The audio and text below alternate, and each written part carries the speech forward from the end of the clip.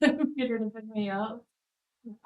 So this event is called Rewriting the Script, and I am glad to have some of our RSVPs attending today, and of course those of you who are joining us live or watching later.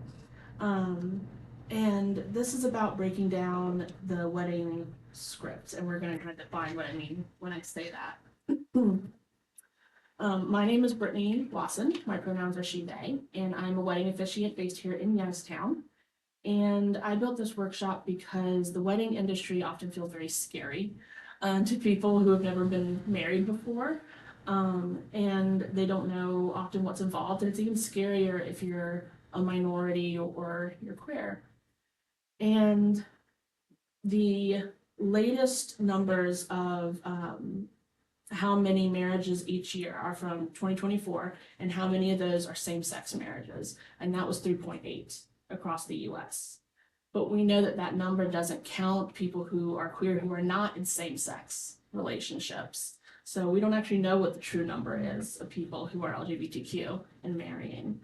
But even with that small percentage, we don't even see that much representation in the wedding industry, in Brides magazine and everything like that. It's still very traditional. Yeah. And even times where things are said to be non-traditional, that often meant you wore color on your dress.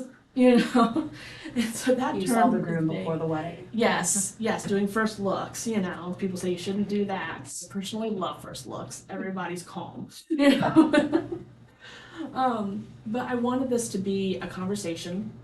So you know, for those of you who are here, interrupt me, please, if you want to say something. You know, I don't want to just talk. But before we talk about weddings specifically, I want to say that this workshop is meant for anyone who's planning any type of wedding ceremony, any type of couple. It's not just for people who've got big budgets and they've booked the large venue and they've got a big guest list. It's for people who are even planning to get married in their backyard or their living room, or people who might take advantage of full spectrum's offer to get married here at the center. You know, this applies if you're getting married, no matter how you're getting married. So, my first thing I want to do is an icebreaker. So what are the things you think of when someone says wedding? What are the images and words that kind of come to mind when you think wedding? Right? Money. Yeah. Yeah. Expensive. Yeah. Flowers. Yes, exactly. You know, some others like cake, white dress, chaos. Yes, Yeah. dress, family drama. Yeah. That could be a big one. Love, hopefully. That, yuck. You know, and some of these are joyful and some of these are stressful. But they're all part of that wedding. So when I say wedding script, I am talking about the invisible rules that most of us have absorbed simply because they've been passed down to us. Like what a ceremony is supposed to look like, who walks where, stands at the front, who speaks, what's respectable, what's cheap or lazy for a wedding. And we don't consciously choose these things. They're just given to us. They're in all the wedding publications. They're what Pinterest is showing us. And when something feels stressful and wrong for a couple who are planning and are faced with all of this script, they feel like they're the ones that are doing something wrong. So many of my couples, I like to ask them in the consultation, what is your vision for your ceremony? And I'm not expecting them to have an answer, but I want to see if they can give me anything. And most of them sheepishly admit that they're not sure. They don't know. They're not sure what's required, what they're allowed to do. Like you're allowed to do anything that you want to do. So we're kind of going to cover the history of how we got to how our weddings mostly are now. Some of this might not be new information, but we're just going to cover it all. So then we can talk about how to break it apart where we want to. So before marriage was regulated by churches or governments, people formed their committed partnerships differently, obviously, than we do today. Pre-Christian European cultures, and we're going to talk about European culture mostly because US wedding mostly come from white European for us. They were a community event. They were vows that were spoken in front of community, possibly an elder or whatever, faith that your community followed. And it was shared meals. It was local and it was affordable and it was flexible. And they happened in your homes and they happened in your village center. And no one was buying special clothing. There wasn't institutional permissions. And, this tells us something important because marriages didn't start out being expensive and being something you needed institutional permission for. Those qualities came later. So eventually the church takes over marriage. As Christianity spread across the world and into Europe, marriages moved out of being simply community and they moved into the church, right? And the church just began deciding who could marry and who could not, and how you could marry, and then at the end of that, how you could divorce. If you could divorce, mostly you could not divorce. And it became a religious institution. And so it stopped just being about the community and about being married because your community recognized that you were married. It became the church saying that marriage had connotations about salvation and sin, and also social standing, which was decided by your faith and whether your faith was enough for what the church said it was at the time. And then eventually the government joined in to this, but they didn't replace the church, they simply partnered with it. And this became a way to make legal marriages where inheritance could be controlled, especially for elite and landowners. It defined children legitimacy and decided who counted as family within the culture. And so this is where we end up with marriage licenses. And in fact, most of the surrounding counties' marriage licenses still have wording on them that note the assumption that you're getting married in a church and that you're getting married by religious clergy and not someone necessarily who's civil or non-religious related. So one of the things related to this history were what were known as coverture laws within English common law. And they were not always consistently followed, right? Which is why sometimes when you're looking back in history, you can go, but that woman had property. It was different times, it was different jurisdictions. They weren't always followed the same way. But in general, what that meant was a woman did not own herself. She first belonged to her father. And then she belonged to her husband when she married. So she didn't own property, she couldn't sign contracts, she couldn't control any wages she possibly made. But she could be charged with a crime, like with witch hunts, It's an interesting double standard there. Property, but, Yeah, not when it's convenient. right, exactly. So these weddings were public proof of transfer, right? Whether you were common or whether you were elite, they were still about transfer, right, of the property for women. And even though most of us don't consciously believe in that idea, that's still ingrained in the way most weddings are performed. Because the whole idea of a groom being up front and a bride walking down an aisle, usually escorted and being presented to him, is the symbolic of being transferred, of ownership. And we don't like to think of it that way, but that's exactly where it came from. And that can be rethought for people who still find value in being escorted down an aisle, but you don't ask, who's giving this person away, because that just falls right back into that original transfer of ownership that it originated from. So over time, mostly with the spread of newspapers and the advent of photography in the 1800s, that was when we started to see weddings become documented. Obviously, photos were being taken of them. Royal weddings were, the information about them were being spread to other people who never before did they know how the royals or the elite married, but now they do. And it's kind of like our social media now. You'd have no idea that there was that thing that you could do, but social media told you that you could. And then you start seeing it all over the place. And now you think you need to do it. and it was happening the same way, just without social media happening yet. And so that leads me to talking about how a lot of our weddings today, they're performative wealth. White wedding dresses are a great example of the shift. Most people kind of know this, that white wedding dresses were originally meant to be symbolic of purity. Queen Victoria in 1840 wore one because white showed off the British lace industry, which was struggling at the time. And then her daughters wore white, and within roughly a generation, it became what everyone wore because the royalty wore it. And it was an elitist thing because at that time, if you wore white, you weren't wearing that dress again. It was probably soiled by the end of the day.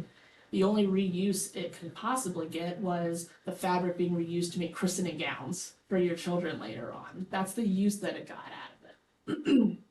And it was saying, wealthy enough that this clothing only exists today. Otherwise, most people up to that point were wearing whatever was their best. It was simply what was best. Maybe if they had a little money, they bought something new, but it was colorful. It was just whatever was the design was at that time. It wasn't going to a specific shop full of white and cream and ivory, you know. And it makes me wonder what our weddings would look like now if people were still doing that. You know, there are some people Pajamas. yes, pajamas. I saw that on a commercial. That seemed like an amazing idea.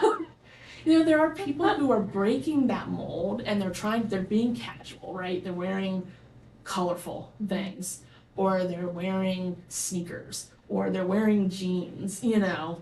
I honestly hope someone has worn pajamas. That would be awesome. But I'm sure they get a lot of kickback. They for that probably do, unless they just happen to be one of those few lucky people in the world, I think, that have a large enough circle that thinks the same way they do. And so few people do. You're not gonna get to do something like that without so much pushback from the people around you who think it's weird or won't want to participate, you know. Excuse me. So sort of the same thing happened with the diamond ring. So before the 1940s, diamonds weren't what was common. It was any gemstone or sometimes no gemstone at all. But De Beers ran the Diamond is Forever campaign, and they weren't just selling diamonds, they made buying diamonds into a moral story and this into a status thing, right? So you didn't love someone unless you could prove it with, what is it, the 3 months worth of your salary to buy the ring, right? And who can do that? If you don't spend enough, then your love is questionable. And it didn't stop with rings, because now that comes into, well, what venue did you choose? How big is your floral arch? You know, you're a photographer, which shout out to photographers because they take your memories for the time. But there's just very much this idea that the more you pay for it, the bigger it is, that the more real it is, or the more acceptable it is.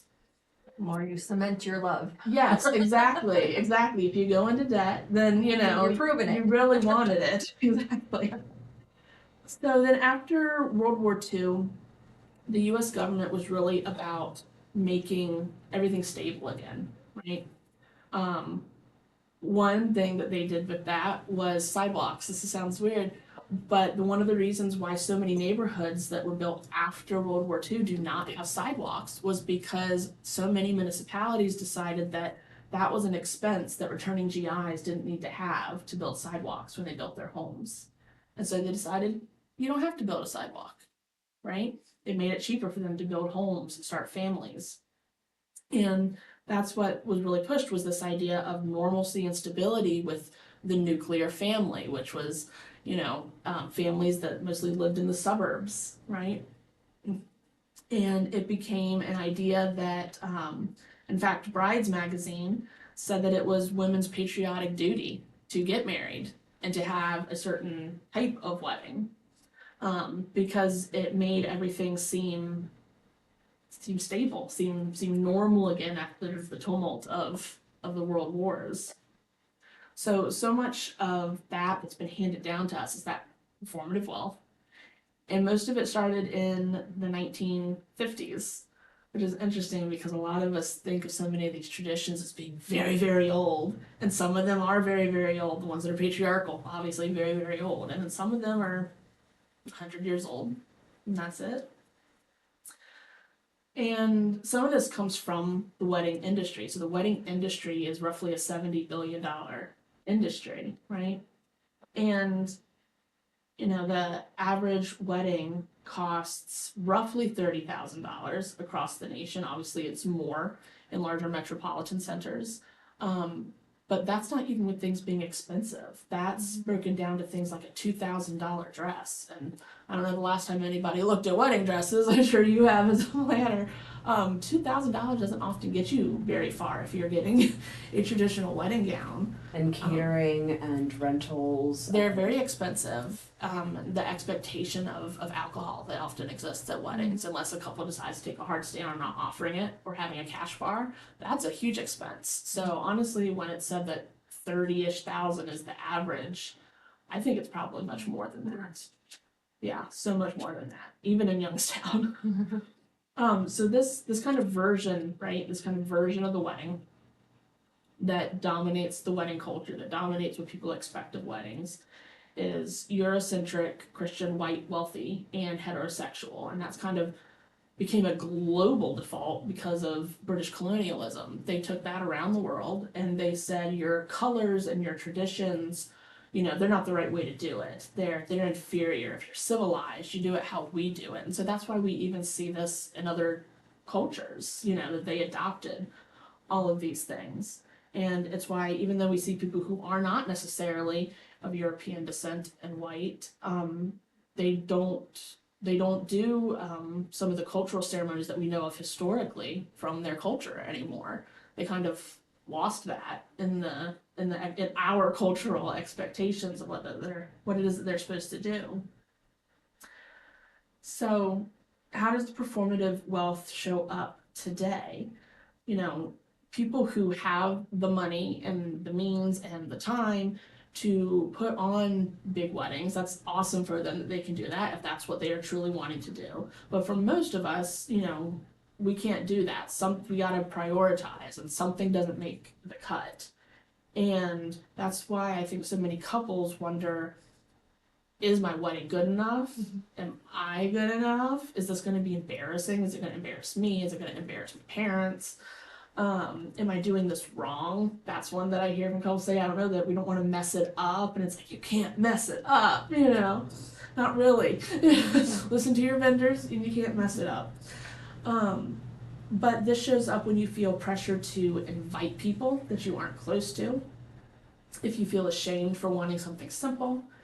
Or if you worry your ceremony won't count unless it looks expensive, or you compare your plans to other people's weddings. And so weddings have become not just these events that are supposed to be full of meaning, they've become content, right? Every picture needs to be taken vertical so you can stick it on Instagram. Another growing trend has been content creators at wedding, and that's great for the couples who really want that, but it's just another thing that gets added to your day of like a selfie booth too now. Yes, selfie booths, but then wanting to do specific trends and taking the time and you're already just absolutely packed wedding schedule to do a TikTok trend specifically, and so it's a lot of spectacle. And I'm not saying that couples who do those things are wrong to do them, but there's a lot of pressure to do them. And it seems like a lot of couples do these things, whether it's things for that specifically are supposed to go on TikTok, they're going to do a trend, or whether it's something for guest experience, and it's because they're seeing people doing these things and they feel like they have to, right? That it's just the expectation. You gotta do these things. You gotta have all this entertainment. You gotta do these things. And for marginalized communities, weddings have been about safety and respectability. They've said, look, we're normal. Look, we belong. We deserve this. And for queer couples, that pressure is multiplied. Because, some queer couples, they want pride to be a part of their weddings, and some don't. And for those who want it to be, they're told to tone things down. You know, if a gentleman marrier, that wants to wear a cape or they want to wear a gown, well, then someone tells them that's too much. Just wear a fancy tux, you know. And, um, you know, these couples shouldn't have to do these things to prove that they're worthy, to prove that their weddings are just as good as everybody else's weddings. And it's a performance of normalcy because we've decided that anything queer is not normal often. And one of the things that I want to point out, because I know that non-traditional has kind of become a buzzword, right? I mean, I use it because it's a marker for people to understand. But I know that not all LGBTQ couples think of themselves as non-traditional. Some of them do really love the traditions because it does coincide with their faith or their culture. It's the thing they've always dreamed of, and they have no problem with the meaning in it for them. And that's amazing, but there has to be choice in that. If they're choosing that, that's great. But for those who are not choosing that, don't want to choose that, feel pressured into choosing those things, I want couples to feel that they can choose something different. And I think that more of that needs to be said by people who are in the wedding industry and not just, influencers, not just activists, right? Because to so many people, we're the experts, right? The vendors are the experts. And if they don't see vendors saying these things out loud and often, they're not sure that they're actually acceptable or that vendors are going to support them doing these things. So, if marriage and weddings were not originally built about love and joy and equity, we can change that. We can say that they're moments of transition, that they're acts of community, that they're declarations of identity. We can do them on our terms. So we've kind of gone through this kind of longish history, but I kind of want people to really understand why, for the most part, we do the things that we do with weddings. So we're going to talk a bit about making ceremony design specifically your own. And I'm focusing on ceremonies because that's where I feel most of the tradition sits, and it's where a lot of that pressure sits. So one thing that usually, at least seems to shock some people, is how little you actually need to simply be legally married. So in Ohio, you need a licensed minister or officiant who is registered with the Ohio Secretary of State. You need your license from your local county probate court. And then the officiant or clergy simply needs to ask you, are you consenting? Because marriage is a legal contract, and then pronouncing you married, signing that license and returning it. That is it. That is literally all that's required. Everything else related to a wedding ceremony should be choice, right? And I know because it's just what everybody does, even couples who do consider themselves non-traditional, they still, for the most part, follow the usual way that a ceremony gets run because that's what we all know, and that's fine. There's nothing wrong with doing that. But I think couples need to know that they can do things differently. They're not doing it wrong if they don't walk down an aisle, right? They don't do it wrong if they decide not to have a wedding party. They're not doing it wrong if they decide they don't want fresh florals, So everything can be optional. Your venue can be your living room, or your venue can be a Starbucks. In fact, I've married a few people at a Starbucks. And one of the most inclusive and best ways to personalize a ceremony, whether you're queer or not, is an inclusive and affirming language. And I say whether, even when you're not queer, because you might have people in your wedding party who are, or you might have guests that are. And so having inclusive language within a ceremony can still matter, because that language holds power. So Ways to do that are to use names and pronouns intentionally, replacing bride and groom with partners, spouses, or simply using their names. That's one thing I want to say about, don't default to bride and groom. Now, if you say brides plural and grooms plural, you're leaving room, right, for the possibility of multiple brides, multiple grooms. But also, there are people who don't want to use those terms. They don't feel it fits them, especially if they're non-binary or gender expansive.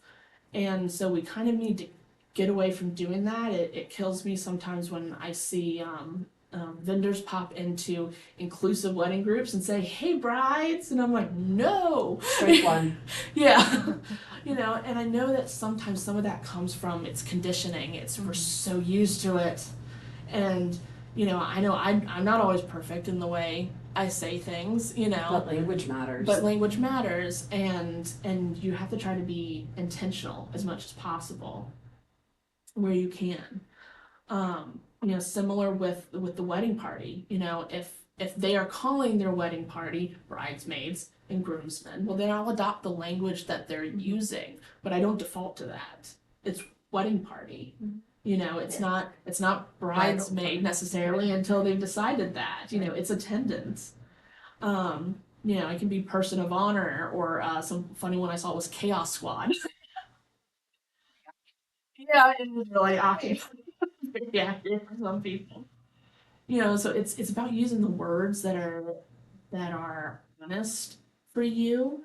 Um, a good officiant, and really any good vendor, especially the ones that are talking, most of the time are going to be your officiant and possibly a DJ. They're the ones you definitely need to make sure that in any time that they speak, they're going to use the names and the pronouns and the terms and the titles that actually represent you and possibly represent family and your wedding party that's there with you. Some people have asked, what does that look like for a ceremony where the couple is straight or straight presenting?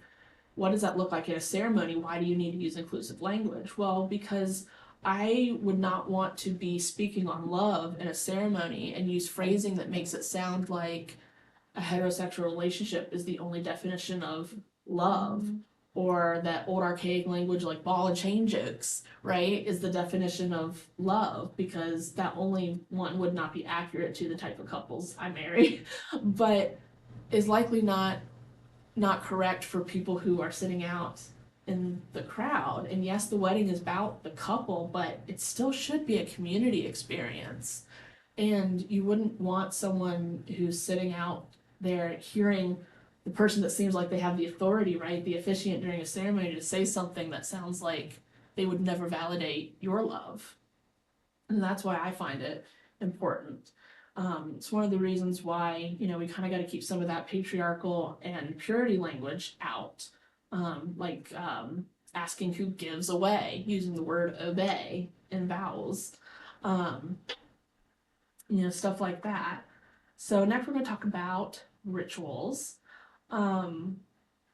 It's the sand ceremony and the candle lighting ceremony are, of course, the stereotypical ones that most know. A lot of venues aren't allowing candle ceremonies any longer because of the possibility of fire.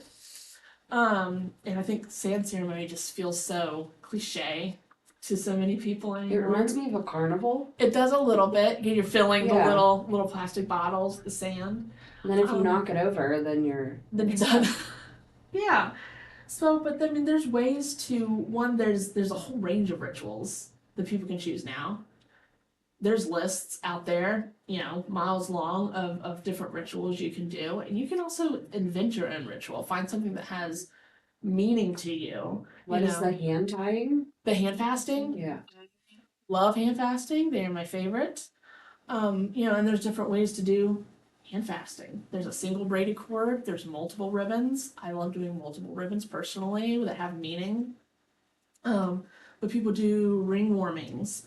They do unity drinks, whether that's a tea blending or shaking up a cocktail or sharing the single wine glass. There's the love locks, where people lock their love and then they throw away the key. I think some actually can get now that don't even have keys, so you can't unlock them. And some of it's even taking things that we know and then reinterpreting them, right? Some people don't like the sand ceremony because they have this thought of if it moves and it shakes, well, then those pretty layers are all messed up, right? But I think we need to reframe that a little bit and realize that it shouldn't be about the aesthetic of that vase with the sand in it. Just symbolism. The symbolism should be that those sand colors are melding. But now the symbolism isn't as pretty. Well, it doesn't have to be pretty. Aesthetically pleasing, yeah. Yes. In fact, the ceremony where I did a sand ceremony, that's what I talked about as they poured their sand, was about the fact that it's going to shift over time. I don't And like this, that. well, then the sand ceremony's not for you. It's not 18 years ago. But if you can reframe it, then it can make it accessible for some people who didn't like it. Or it's also another great ceremony to do for people who want to include children or have chosen family that they feel it's very important to include in some way, because you can do multiple colors of sand. You can have children involved in pouring in sand. You can have chosen family members involved in pouring in sand. Yeah.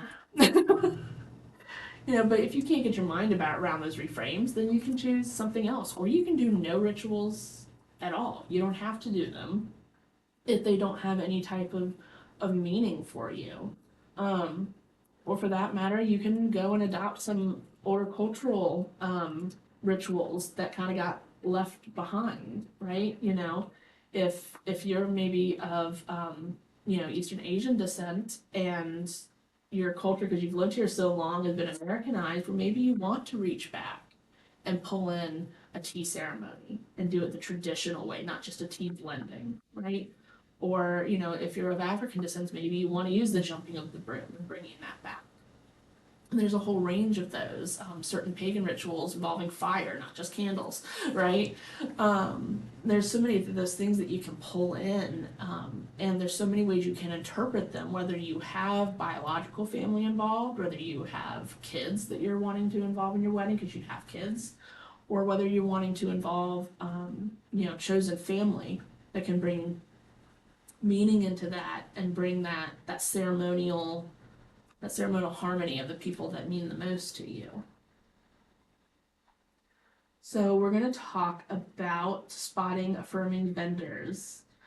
So one of the reasons why I kind of wanted to do this event was there was a Cincinnati-based officiant. She posted up in a group because she had a couple, two ladies, and they had all affirming vendors, but they still felt very boxed in by what they felt the industry was telling them they had to do.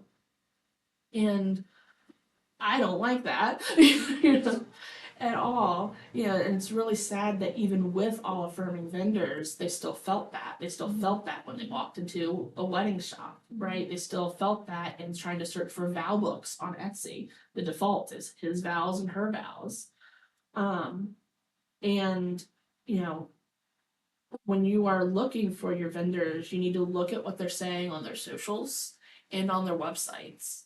And it's a whole extra level, right? Because even straight and straight passing couples, when they're wedding planning, it's stressful enough. It's stressful enough to find the right vendors for them.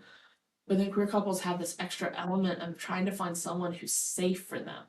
Like actually safe, will actually get it. Not just, we're okay with that. Tolerance. Yes, tolerance. It's not the same as being affirming. So try to look at their websites and see, do you see diverse couples? Are they using gender neutral language, right?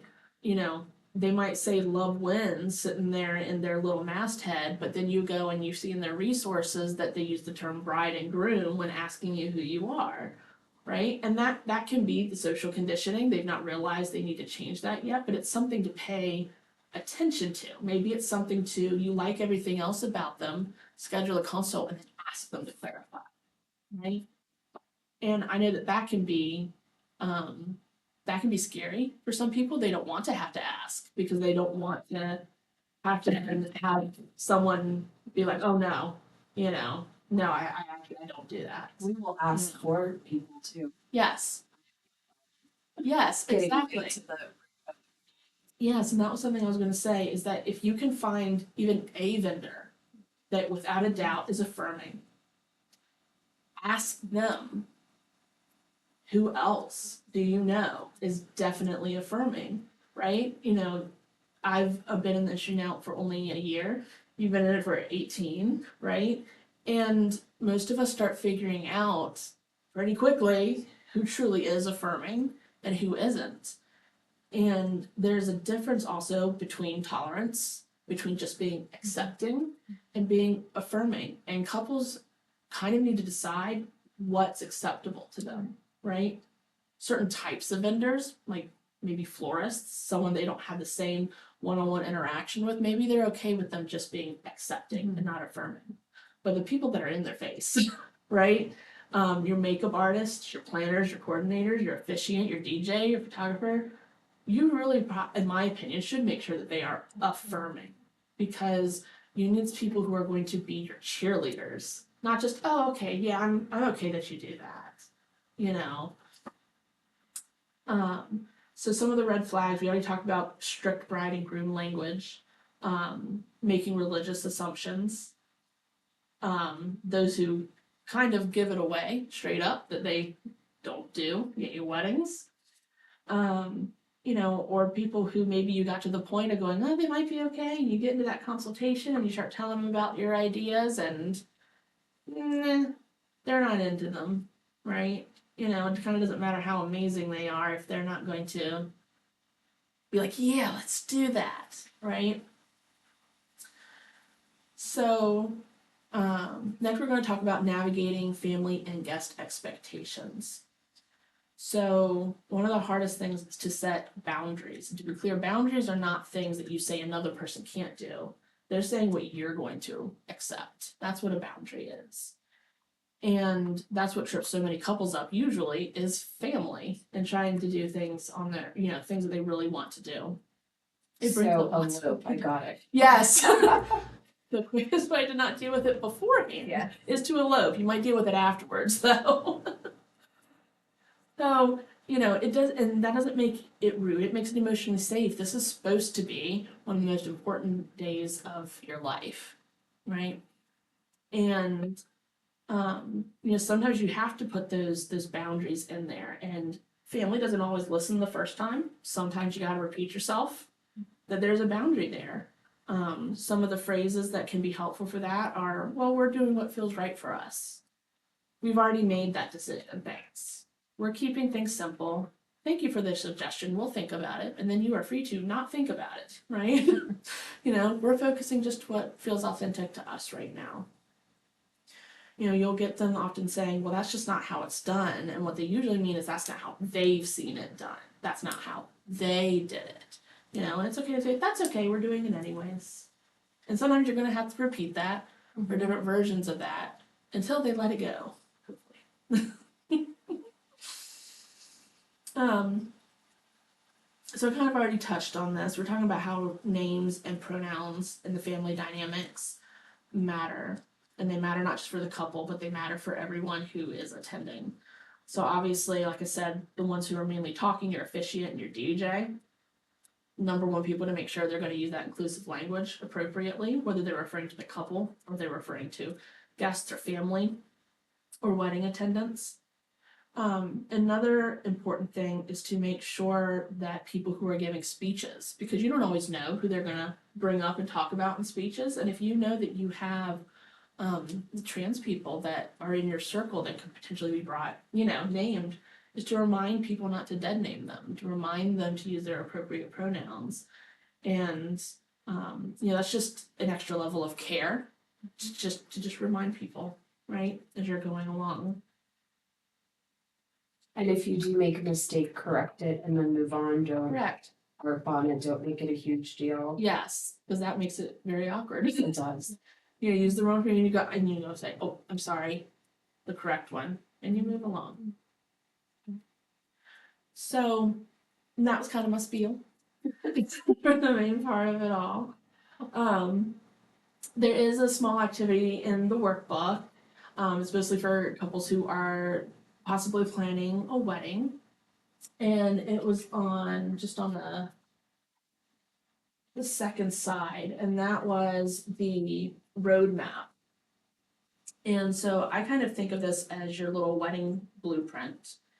Some couples, they're like, I'm engaged, what do I do now? I don't know what to do. And prioritizing is usually the best advice that people give. And I think that's true. But it's not just prioritizing where do you want to spend your money. It needs to be prioritizing what your values and acceptable things are for your wedding. So I want couples to first think about when they first get engaged and they're thinking about getting married, what's actually essential to your day. Don't worry about doing it right. Don't worry about the legal requirements. Your officiant should be taking care of that. Just think about what do you actually need so that it feels like a day for you and not for other people. And then what are your absolute hard passes? So what are the things you absolutely do not want to have in your wedding? And that can be kind of vague, like we just don't want traditions, or it can be extremely specific, you really do not want, I don't know, grandma sitting in the front row because she's gonna cry. I don't know. But and then what excites you most about your wedding and getting married? Because planning, you get down in the weeds of it and you're sitting there going, oh my goodness, do I want this or I do want this, and this costs thousands of dollars and this costs tens of thousands of dollars, and you're trying to make a decision. And I feel like if you can kind of come back to your roadmap and what you said were the core of what was important to you, then it can help drive those decisions, hopefully in a clearer way.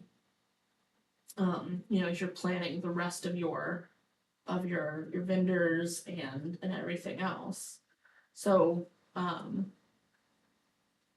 one of the things, and it's here in the workbook, that I do with my couples, I have a method that I call the rule breakers method. And I kind of explain it as sort of a Marie Kondoing weddings. And it's kind of this idea, and it kind of goes back to what I said in the beginning about being handed the script. If you think about all the things that are usually in weddings, and let's say we put them in a box, and the generation before you has just gone, here's your wedding, here's your wedding, we're okay with minor differences, but for the most part, you need to do what's in this box. And people will try to navigate that by looking in the box and going, there's that thing, I don't know that I want that. So then they pull that out, and then sometimes they leave things in there that they kind of compromise on. And I prefer this idea of kind of taking that box and dumping the whole box out, and then only putting back in the things that are truly meaningful. Actually building it that way. Don't start by just taking things out, because you might miss something that you didn't realize was actually important to you. Do it the other way around. Think about what you're adding in, and then only add the things that are most important to you. That way you're actually building something really personal and really meaningful to you. The ceremonies that have felt the most, what's the word I want, and not in a religious way, but sacred, the ones that have felt like they've had the most gravitas to me have been the ones where the couples were relaxed. They weren't feeling like they were performing. They weren't doing anything in their ceremony. They were doing because someone told them they had to. And they were just able to be there and be present. And you could feel the energy of that, totally different from the couples I had that were doing things because, well, their family was going to be upset if they didn't do such and such. It was different. Their brains were somewhere else. Their brains were focused on making people happy. And, there's that community thing to weddings. You don't want your guests to be dehydrated, get sunstroke, be freezing. Please feed them. But otherwise, it should be about the couple, right? And I don't want couples to lose sight of that and these pressures that we have.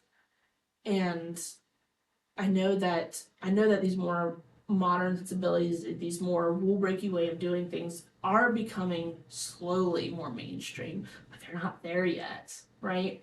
You might find them in certain wedding shows. Like next month, both me and Teresa are going to be at the Ohio is for Lovers wedding show up in Cleveland on Valentine's Day, and it's marketed as for goths, gays, and geeks.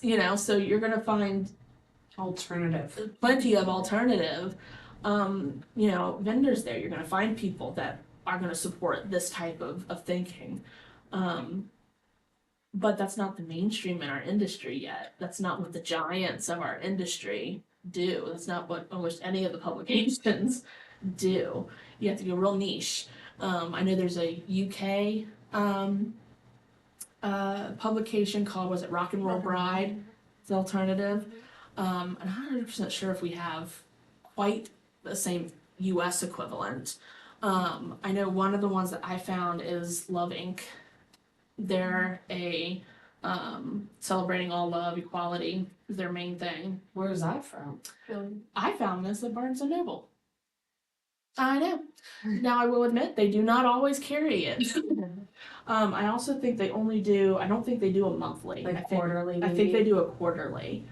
So you're not always going to find them in your Barnes and Noble or wherever else you go to find them. But I also know this is not the only LGBTQ focused or centered wedding publication. But there's only like 3 that are kind of large like this. Another resource is the book Equally Wed by Kirsten Palladino. So Kirsten Palladino and her partner are the founders of Equally Wed.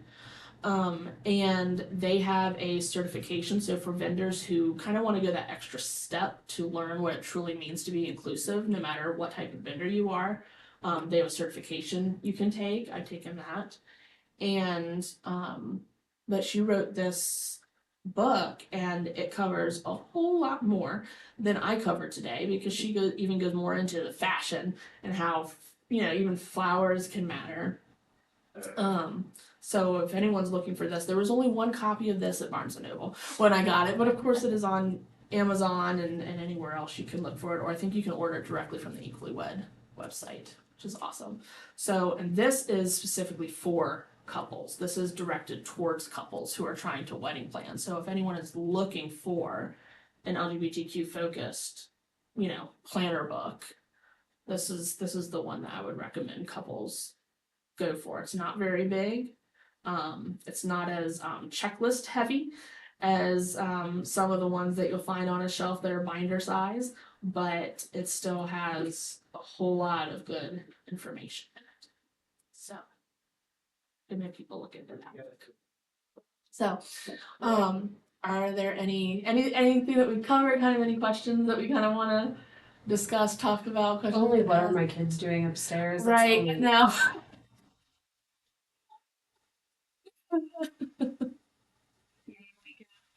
Right. Yes.